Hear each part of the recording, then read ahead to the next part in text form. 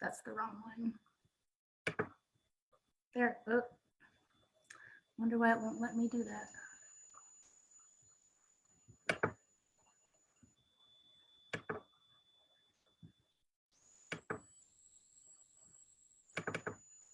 There we go.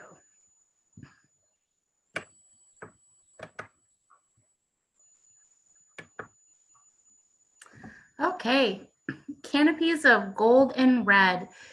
So one of the most common questions we receive at the park throughout the month of September and October is when fall colors will start peaking at the park.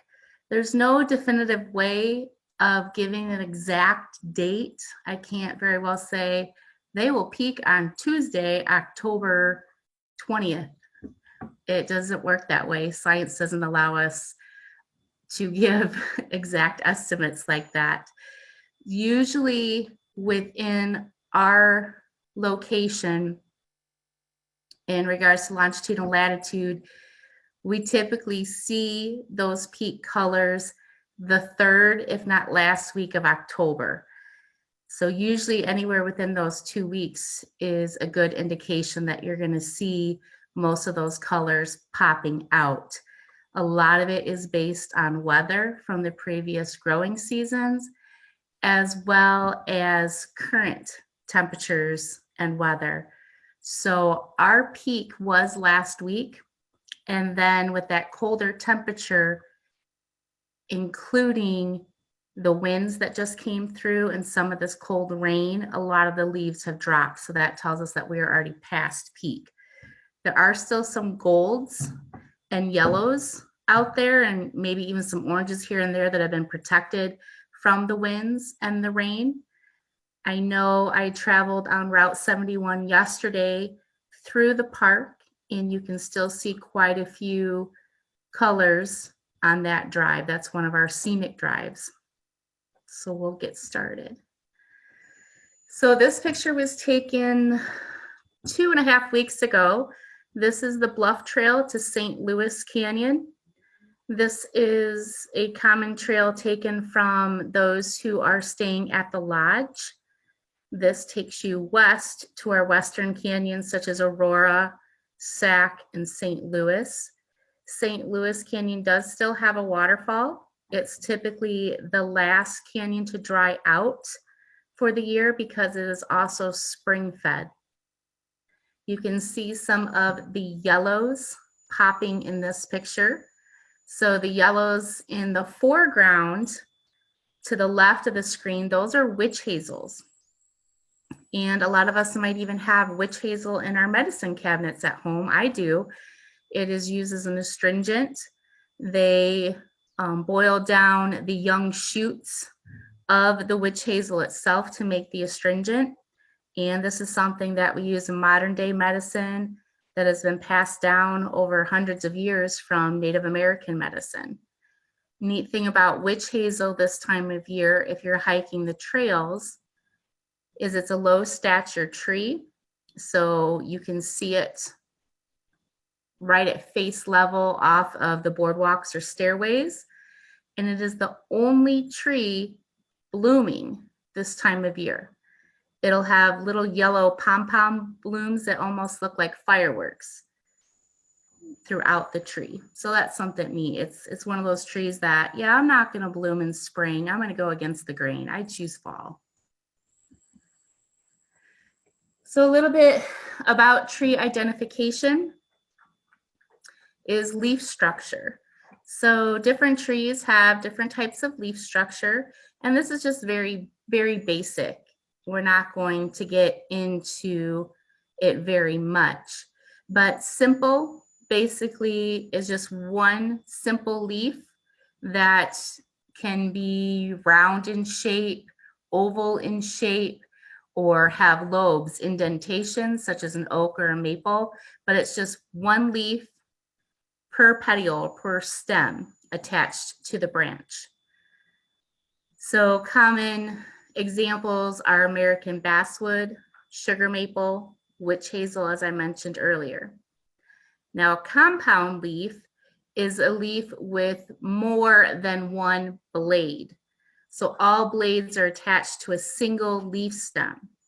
So examples of a compound leaf would be your hickories, your ashes, and walnuts.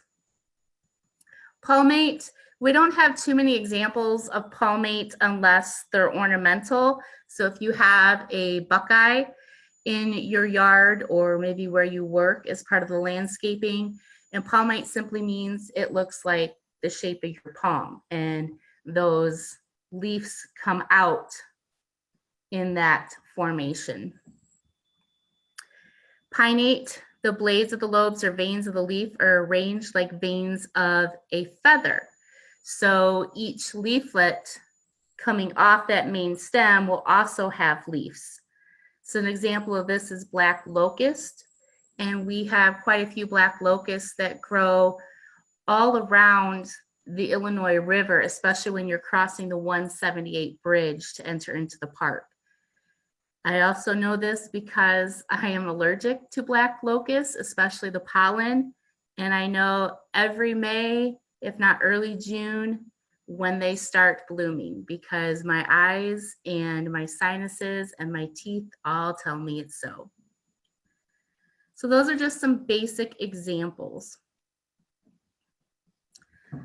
One of the next questions that I get during the fall, whether it's different news reporters or radio stations calling in, sometimes it's teachers, other times it's students, or it's just those people that I meet on the trails. So why do leaves change color in the fall? Why don't we see this happening, say, in the spring? Why don't they just automatically produce those red, purple, orange, or yellow leaves? Well, leaves change color in fall because they can sense the daylight hours becoming shorter and the temperatures dropping due to the sun moving further from the northern hemisphere. So we just passed the fall equinox in late September. It usually occurs anywhere from September 20th through to the 24th. And when that happens, we have almost equal amount of daylight hours in comparison to nighttime hours. Now, the closer you are to the equator, the more that equality shows 50-50.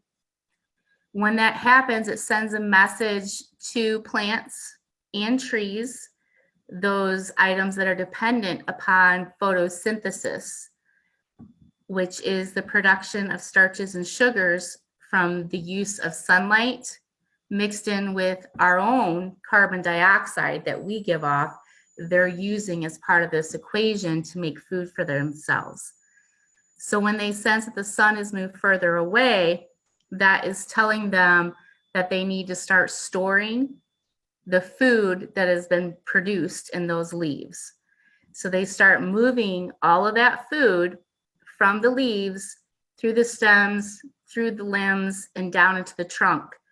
Think of the trunk as one large refrigerator or deep freeze for the winter, because trees do hibernate, not in the sense that we think of groundhogs hibernating, but in the sense that they are storing food and they will survive off of that food through the winter season because they will not grow during winter.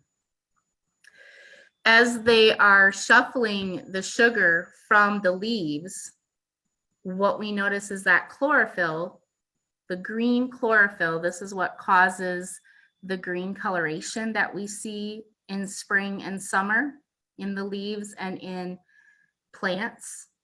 They are kind of the powerhouse. They are the manufacturers of that food, the sugar and starches. So when they're told to shut off, that we're not producing any more sugar or starches because the sun has moved further from the northern hemisphere, they kind of diminish. They turn themselves off. So as they diminish, the colors beneath that are always present, such as the carotenoids, are now being seen. So carotenoids are always there. And just like the name says, carotenoids also provide that pigment, that coloration for some common vegetables like carrots, oranges, tangerines, Even sunflowers have carotenoids in them. So these are always present, but they're hidden by the more dominant chlorophyll, the more green chlorophyll. So that is why you see more yellows, golds, and oranges in fall. Now, the reds and purples that everybody clamors for in the fall, because we do get quite a few phone calls, where exactly can we find red trees in the park? Or where exactly can I see reddish purple? Anthocyanins are pretty picky, and they don't happen every fall. You have to have the right recipe for a growing season, which means you have to have enough blue sky days with sunshine, as well as some rain mixed in there, and those cooler temperatures at night, sparking fall. So anthocyanins are pigments that basically are trying to harvest all of that sugar and starch from the leaf. They are saying basically, hurry, hurry, hurry, we got to get this food down into the tree for storage for winter. And as they're communicating this, their chemical components are basically affecting what sugar is left behind in those leaves. So when you see those reds and purples, that is a reaction with the sugar that got left behind in the leaf as the leaf petiole was closing off from the tree, which is why leaves fall in the fall. They're basically being shut off from the tree, and the tree is shedding them. The tree doesn't need them any longer as it prepares for winter and hibernation.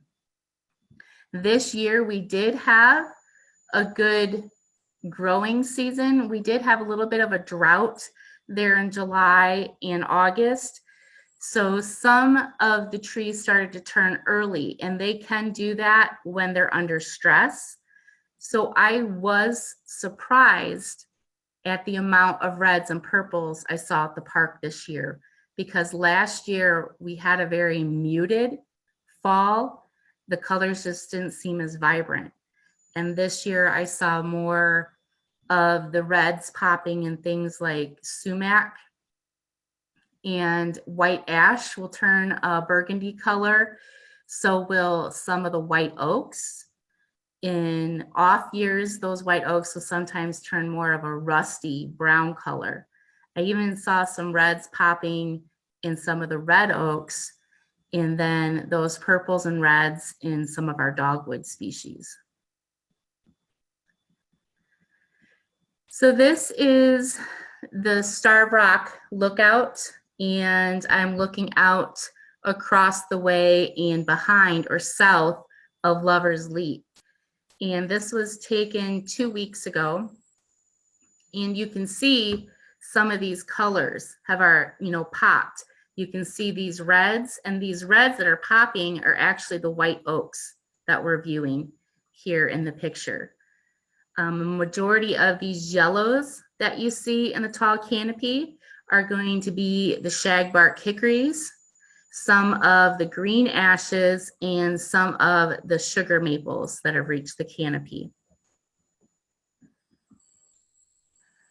Okay, now for our fall tree identification. So white ash, as I mentioned earlier, will turn a beautiful red burgundy color, and that's due to those anthocyanins. White ash will have those compound leaflets, and you will see them this time of year at Starvrok. White ash will typically be within the canopy or right underneath the canopy. Ash and maple are very quick to grow in comparison to oak and hickory. So a lot of our oak and hickory dominant forests are changing over to ash and maple if they're not managed. And when those trees, especially the maple, reaches the canopy, that broad leaf will actually shade out some of the oak saplings and hickory saplings on the forest floor, because those are slower growers. Black walnut, another compound leaf here to the right. They're some of the first to turn in the fall. We have a couple of black walnuts here at home, and they're usually the first to turn and the first to drop their leaves. And they will always be a bright, sunshiny yellow.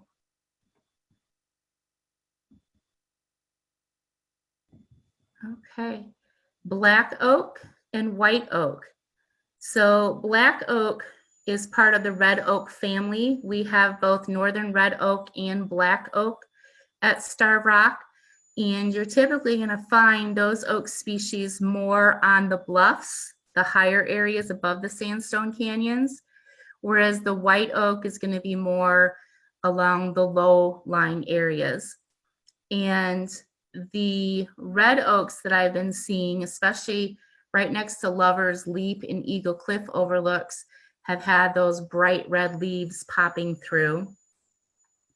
Some of the white oaks have been turning yellow, but I've been seeing more of an orange red, a rusty color to some of the white oaks this year. Now, the difference between the red oak and a white oak species, they both have lobes. Lobes are these areas where there are indentations on the leaf. The leaf goes in and out, in and out.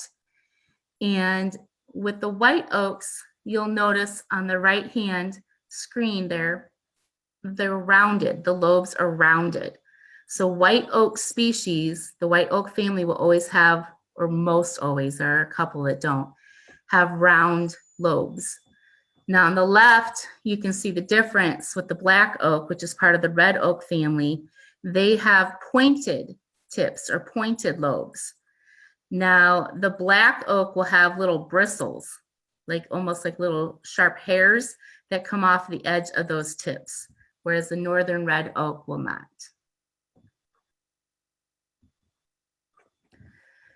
If you follow the Starvrok Lodge website or Facebook page, this is one of the famous trees that they always mark the passage of fall colors. They call this Edna's tree. I typically don't like to name things after people in the park, but this is named after their past activity director. Edna's a very nice lady. And this is a sugar maple when you come in the south entrance off of Route 71. And this tree, this picture was, this is a week ago, and it was starting to really turn that bright gold with orange on portions of the side, especially the sides facing the south, which is going to get the most sun. So this is a nice, fun tree to look for. And sugar maples can have a variety of colors all within that same tree during fall. There might be some green leaves, some yellow, some gold, some orange, and even some red. So there's been times where I've even found a leaf that showcases all those colors all at once. Sugar maples are definitely one of those trees that those searching for fall colors in autumn, they're searching for the maples. The maples provide quite a fireworks show in fall, including red maples. Silver maples will usually turn a very muted yellow. They won't turn the bright orange with some of the reds. The reason for that is they have a different percentage of sugar production, and their leaves are quite smaller than the broad-shaped leaves of a sugar maple. So sycamore, here on the left, we get sycamore trees down along the Illinois River, specifically in the picnic area at Starvrok, just north there of the visitor center by the main parking lot, all the way down to the boat ramp. I like to call the sycamore tree the camouflage tree because the bark, the further you move up, especially in older sycamore trees, looks like patches of camouflage, different colored bark. And they have a very simple but broad leaf, bigger than the size of my hand. Whenever little kids, children are out with their family in the fall, you can guarantee that most of the leaves that they're collecting from the forest floor for their leaf collections or their leaf projects are going to be sycamore and maple, maybe a few oak, but bigger the better. So they go for those big sycamore leaves. And sycamores always turn yellow, so they'll be that bright sunshiny yellow. And then the sugar maple on the right, they are going to be about half the size of that sycamore leaf. And this is a perfect picture to show that variation. You see some of the yellow or golds of the carotenoids, and then you see some of the reds of the anthocyanins coming out here along the veins. And that right there is telling you that those were sugars that didn't make it back down through that petiole to the tree and were trapped in that leaf. Another common tree along the river at the park is the cottonwood. And the cottonwood, again, is another simple leaf. But you look at the edge, and along the edge, we call that serration or teeth. It's different from having a lobe like the maples and the oaks. So we call this serration or teeth on the edge of the leaf. And it's almost in a perfect heart shape. Perfect heart would be something like your redbud trees, or if you're looking at a plant, wild ginger. This, sometimes the cottonwood can look straight across at the bottom by the petiole, and sometimes it'll have slightly more of a heart shape. They turn yellow, and other than that, they will drop. Right now we have quite a few sycamore leaves and cottonwood leaves scattering the picnic area all the way down to the boat ramp at the park. One of my favorites in fall is the sassafras. So if you have not smelled a sassafras leaf yet, just give me a call. I'll take you out to where they're located, or maybe this program will help you identify them. I just ask, if you're at the park, you don't pluck a leaf from the actual tree, you look for it on the ground by the tree, because it'll still retain that smell. I'm a very, I like to use my senses. So I'm always touching leaves, and I am always smelling different plants or different leaves. And the sassafras has 3 different leaf shapes. It has an ovate, simple leaf shape, which is just a basic oval. Then it has what I call the mitten shape, has a little thumb off to the side. And then it has what we call the turkey foot, and I can't do it, but it has almost like a double mitten, a finger on each side. And you can see that in the bottom center of the picture here. Now, sassafras, the Native Americans would brew a tea from the young shoots, the young twigs, and it's still used today. It has a very citrus-like smell to it. I always think of Fruit Loops when I crush the leaves. You just have to tear them to smell them. Some folks have compared it to lemon pledge. I don't know if they were cleaning that day. Others compare it to oranges or lemons. I've had some kids compare it to lemon head candy. So you can determine what it smells like to you, but it does smell very good. And if you hike the red trail along the river from the bottom of Eagle Cliff all the way out to, say, Wildcat Canyon, or even further east to LaSalle Canyon right now, and you spot those orange to red leaves, and you see those 3 leaf shapes, that's going to be sassafras. They grow quite prolifically along the river. And I've also spotted several trees right above Sac Canyon on the Brown Bluff Trail heading west to St. Louis Canyon. All right, we had mentioned earlier witch hazel, and witch hazel is going to have an oval shape to the leaf, and they are going to be turning yellow. in fall. And this picture, I should have put a better picture in there. I had a better one that I just took actually, shows the yellow flowers that look like little fireworks coming off of the buds. And then another yellow simple leaf to the right is American elm. And they're going to turn yellow as well at the park. They're going to have that simple oval shape, and they're going to have that deep serration or those teeth along the edge. This is a picture of Eagle Cliff from across the river from the Illinois Waterway Visitor Center. And you can see how well it's framed by the golds, oranges, and even some of those reds peeking out along the cliffs. So a lot of visitors also drive D. Bennett Road, which is just north of the park across the river. That takes you down to Buffalo Rock State Park and then eventually into Ottawa. So that is also a nice scenic drive in fall. Now the purple. So the only tree that comes close to purple in the park is Dogwood. And Dogwood is going to have this very simple leaf shape. It is going to have a smooth edge, no serration. And then it'll have these parallel veins coming down from the main vein. They will produce that deep red to mahogany purple in fall. So definitely a lot of anthocyanins in that tree. Hackberry is very common at the park.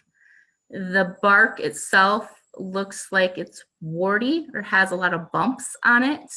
It does produce a berry. A lot of our birds flock to these trees to enjoy the berries. And the main trail leading from behind the visitor center heading back towards Starvrok to the left, Lodge to the right, or French Canyon straight ahead is lined with these larger hackberries. And they turn a yellowish green in fall. American basswood. American basswood is going to have an asymmetrical leaf.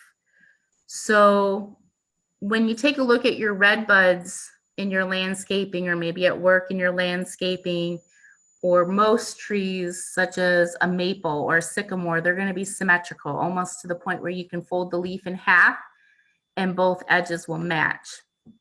American basswood does not have that. One edge of the leaf, and this isn't really that great of an example, one edge of the leaf is actually lower than the other. So it's almost an asymmetrical heart when you look at the leaf shape. And they'll get pretty large leaves, almost the size of your inner palm. And they will turn a yellow in fall. And they will have bright red to burgundy buds at the end of their twigs that almost look like little balls, like somebody had glued little pom-pom balls at the end there.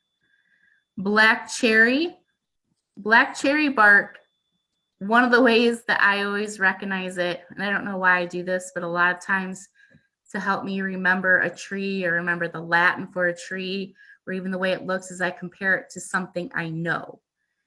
I know potato chips.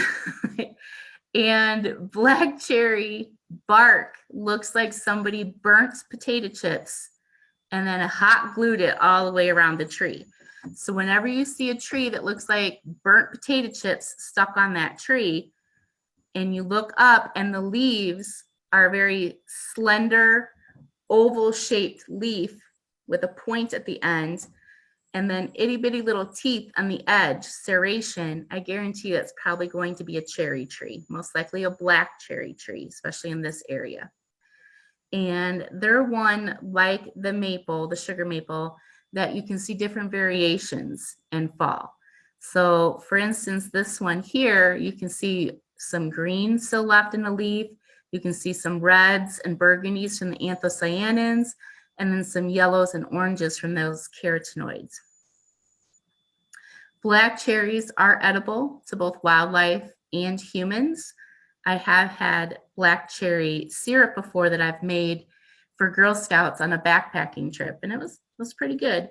You just want to make sure you don't have too many because your stomach might not be used to it.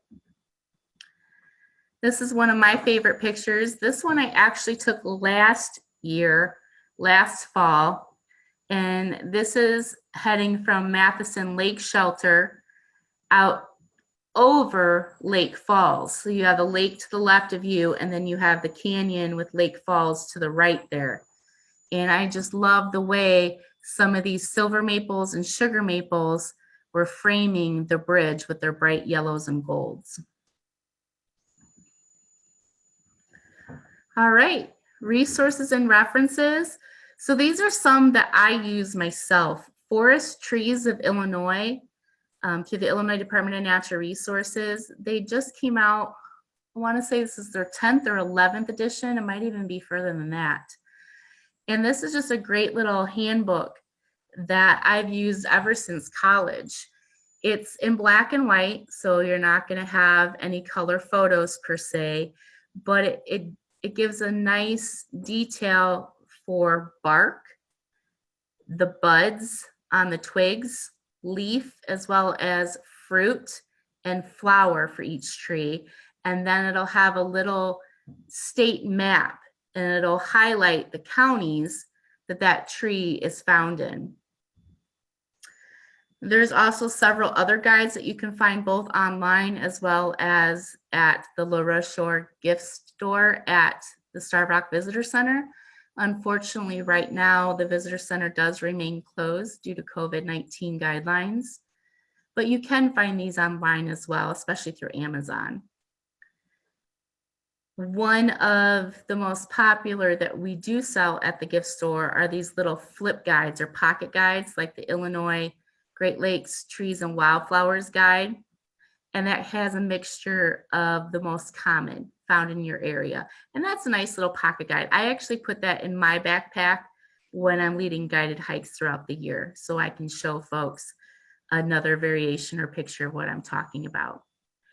There are several books found online for just fall color identification, for leaves and trees and their range or where to find them. Some website resources.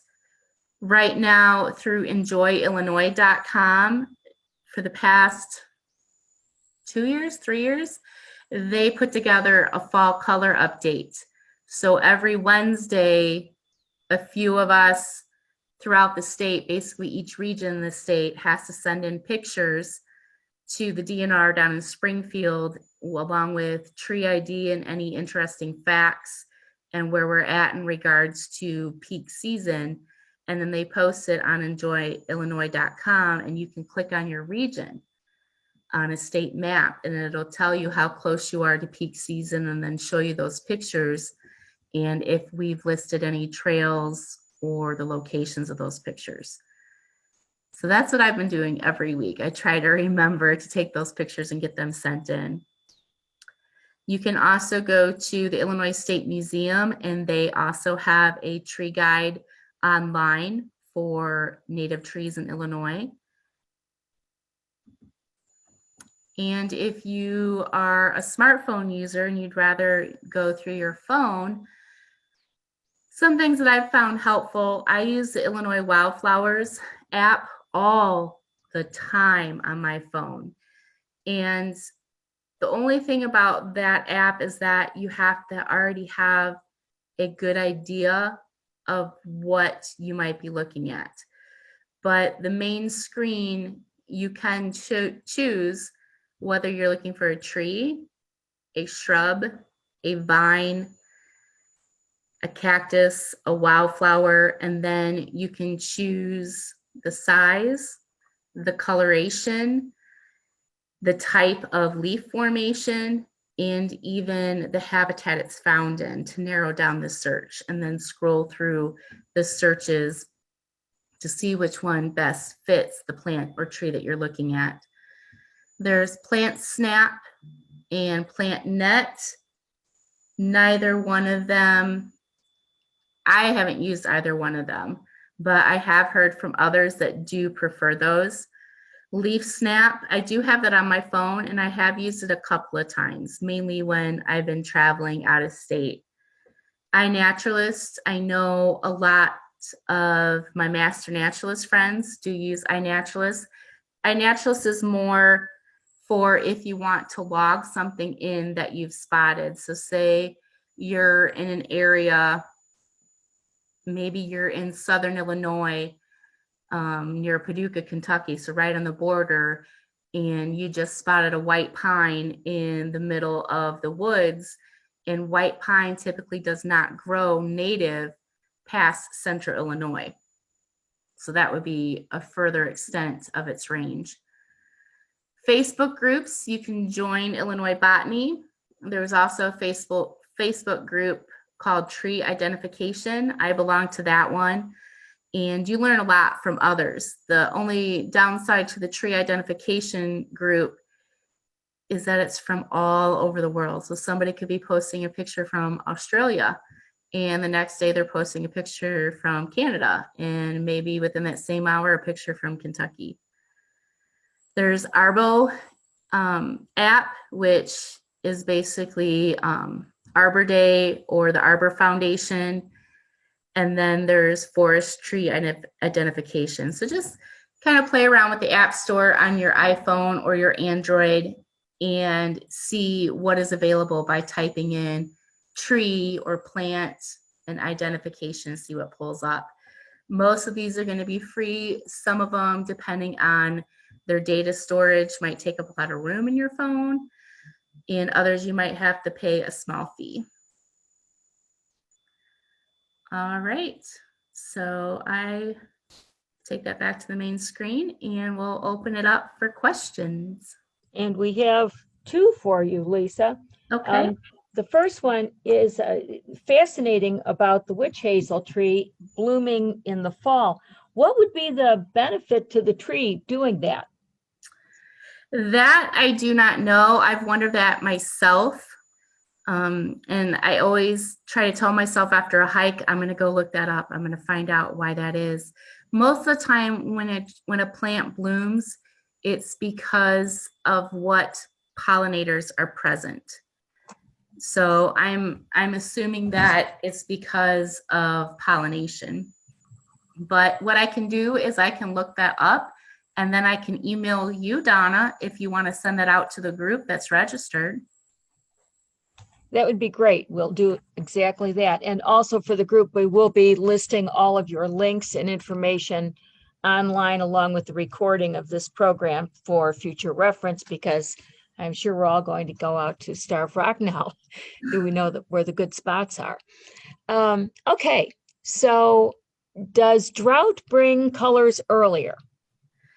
What drought can do is it'll stress the tree. And I don't know about you, but I'm a stress eater myself. And drought can cause trees to stress eat. So they will pull in that sugar and starch, sometimes prematurely. And that chlorophyll might diminish. And so you're seeing those yellows, those carotenoids now coming to the surface. And I did see that mid-September. And that was correlated to those July and August periods of drought? Yeah. Oh, wow, remarkable. As another person writes, as our leaves started changing, black spots have appeared on them. Is this a condition we should be concerned about? What I always recommend, if you start to notice anything on your trees that you're unfamiliar with that you might think might be harming the trees, reach out to your U of I extension, master gardeners, sometimes master naturalists, or they can recommend you to others in the area through IDNR. You can also contact your district forester. I know I've contacted mine before. And those black spots are usually a sign of like tar spot. A lot of maples get those black tar spots. And it's nothing per se this time of year that's going to harm the tree. Because when you think about it this time of year, those leaves are already dying. They're already being cut off from the tree and they're going to fall to the ground. If it was something that was happening during the growing season, say right out of the gates in spring when those buds open, or in the heart of summer when it's the heightened period of photosynthesis and producing those sugars and starches, then yeah, you'd probably want to address that. We will post all that information on our website for reference to the IDNR as well as to the extension. Also, one of our audience writes, as a child, my uncle always took us on timber walks and pointed out sassafras trees. This person thought you could make sassafras tea from the leaves. I know you mentioned the shoots or the thin pieces. Yeah, I've never read anything from the leaves. I always read and learned that it was from the new shoots. So even Native Americans would chew the new shoots and then boil those new shoots. But I mean, you think of most things when you're brewing tea, it's tea leaves. So that'll be another thing that I can look up for you. Not saying that they're right or wrong. I'm just saying that I've never heard of boiling the leaves before. Maybe you'll be the first to try it and tell us about it. We will. We'll put the tea leaves recipe on the website, but we'll wait to hear from you first.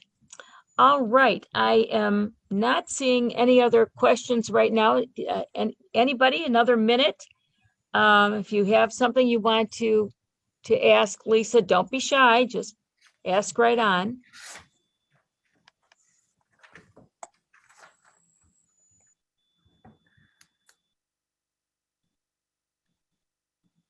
Marilyn Cobb says raised her hand. Does that mean she has a question?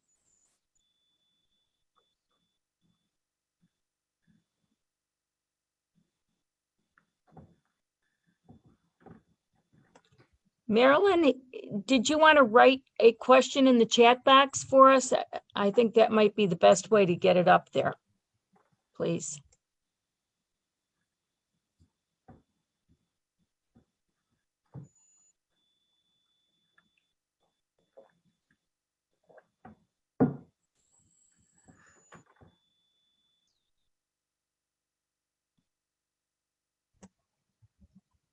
Meg, did you have something you wanted to share with the group?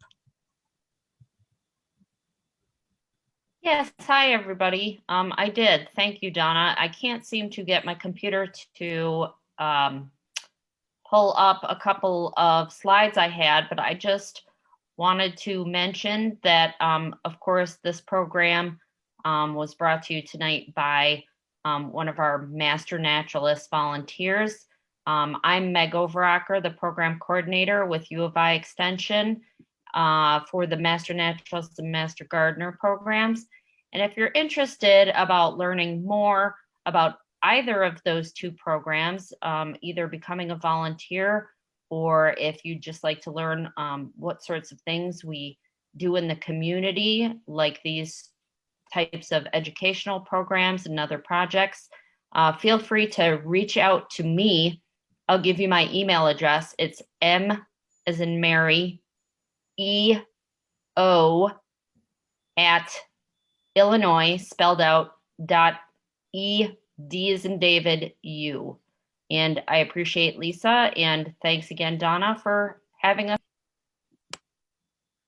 Meg, did you want to try to share your screen now? I took mine off.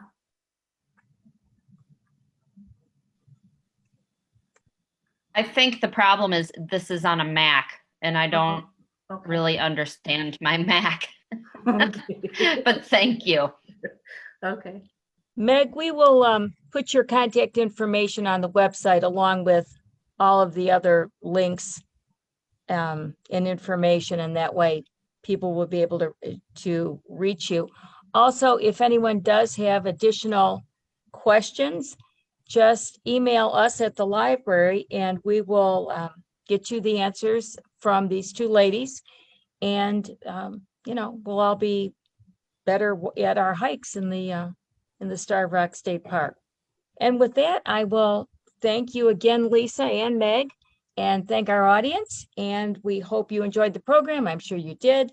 And we will see you hopefully next Tuesday to be a little bit scared of War of the Worlds. And with that, I'll say good night. Thank you. Thank you, Donna. Thank you, everybody. Bye. Bye. Thanks, Donna. Thanks, everybody. Thanks, Lisa. Thank you.